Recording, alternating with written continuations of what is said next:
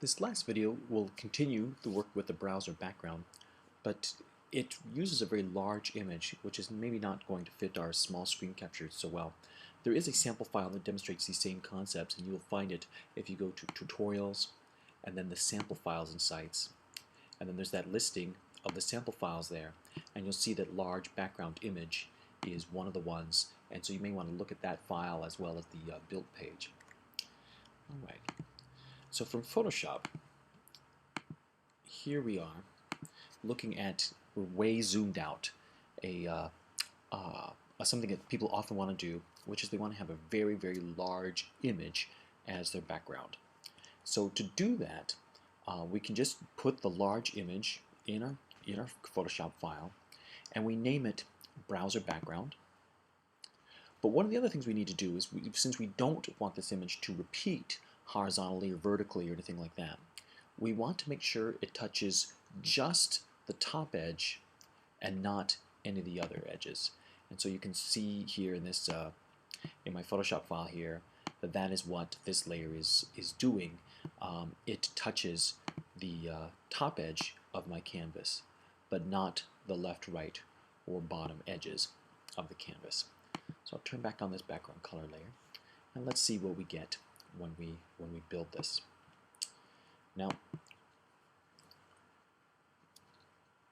so the SiteGrinder is going to open, scan the file, let us know if there's any problems, and we'll just go ahead and build it. There actually is a pertinent error in there. It's saying us that the page is very, very wide, and that it thinks that we should build a less wide page. In fact, SiteGrinder is exactly right on this particular mark, as we will see when the build completes here.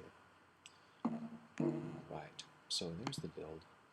Let's just go ahead and close out the design manager so we don't have to look at it. So I don't know if you can see this in the screen capture, but the problem is, I mean, this page is just enormous.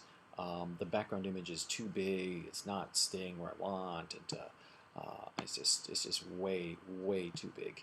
And I have to, you know, the page isn't starting in the center. The content of the page is starting way over to the side, and there's all these scroll bars that are zooming around. This is really not what I want. I mean, the background image is there, but it's not really set up like I want it to be set up. And the reason is that without any information to the contrary, SiteGrinder always presumes that the size of the Photoshop canvas is the size that you want the page. And so SiteGrinder is thinking that, you know, because we have this super big image and we've not told it anything different, that we want the whole page to be this big, and that everything in this page is important to see, not just the text, but also the very left edge of the image and all that sort of stuff. And this is obviously not what we want. So we'll go ahead and fix that right now. And the way we fix that in Photoshop is we use something called a page size layer. Now, page size layer has several different uses, and this is one of them. And its use is just to tell SiteGrinder, you know, no matter what else is in this particular Photoshop file, this is the actual dimensions I want this page to be. The other sorts of things you can just ignore. So I'm just going to go ahead and with the white layer here, I'll just use the rectangle tool, and I'm just going to select out a box just around the white, just around our text, just like that. Now, of course, we can't see that real well, so maybe I'll just go ahead and drop its fill down a little bit so it's a little less offensive. And there we go. Now, page size layers are not visible on the final page. Page size layers are normally invisible. It's just a boundary layer to tell SiteGrinder this is the main content. So now, when I build this page, SiteGrinder is going to say, aha, this is the main content. Make sure that this stuff is centered in the browser, and the things to the right and below it and that sort of stuff are going to be less important, and they'll appear outside the browser. And if the scrollable area will include the page size and its content, but not the things outside. If they can't be reached by the scroll bars, that's fine. You know, that's just the way it is. So let's go ahead and build this and see what this looks like. So once again, SiteGrinder scans it.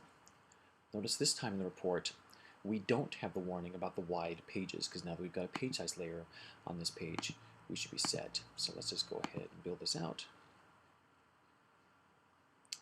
And it looks like we are done. And there we go. Already it's looking better in the design manager. This is really what we want. So now, as I move the browser narrower and narrower and narrower, the content is coming right up to the edge, and only when the content is cut off do you see that lower scroll bar. Do you see that lower scroll bar? And then once I get to wider, I no longer see it. And if this were the limits of my screen, I'd never be able to see the super big image of the planet. In fact, really, I can't. It's very difficult for me to get all the way over to the planet. So that is what the page size hint lets us do. Now, the page size hint can't be used to crop the document. That's not what it is. It's something that tells SiteGrinder, hey, this is the size of the content, and the page size layer must include all the content of the page, or at least that's not quite true. Content can appear outside the page size layer on the left and the right side, but content cannot appear outside the page size layer below it. The page size does need to have the lowest boundary of the content included. Now, background layers and background color layers do not count as content, so you don't have to worry about them. And if you're using a footer, those also do not count. And so you only have to worry about those other layers to make sure that the page size correctly encompasses them, or at least it does with its bottom edge. Now, one last thing about the browser background layer, and we'll just have a little bit of fun with this. So when the browser background layer touches, as we've seen earlier, when it touches the top side as well as the left and right, SiteGrinder knows to repeat it horizontally. And if it touches all four sides, SiteGrinder repeats it both horizontally and vertically. And in this particular case, we had we started this file with it touching just the top edge, and so SiteGrinder doesn't repeat it at all. If the background graphic, or background whatever it is, touches no edges, so I'm just going to scoot it down just a little, touches no edges of the canvas, then SiteGrinder will make it a fixed. And a fixed can be a useful effect. It means that the background graphic will stay there no matter what and does not follow the scrolling window. So I've modified this document ever so slightly. Let's build this again. This time I've moved the browser background layer down just a little bit, and so it will be a fixed, and we'll see what that looks like. All right, and let's just go ahead and build it.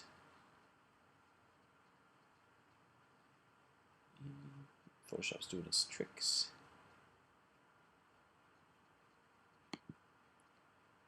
And it looks like we're complete. And let's close the design manager.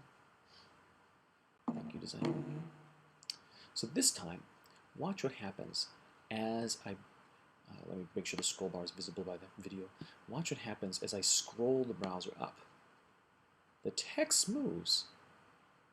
The text moves, but the image itself does not. Our background image is affixed. And so by having a background image that touches none of the sides of the canvas, we can make it affixed. Affixed background images, you know, they're cute, they're fun, they're a little non-standard, but they can be used for some fun things. And so if you have an imaginative use for one, that's how you do it. Well, thank you very much.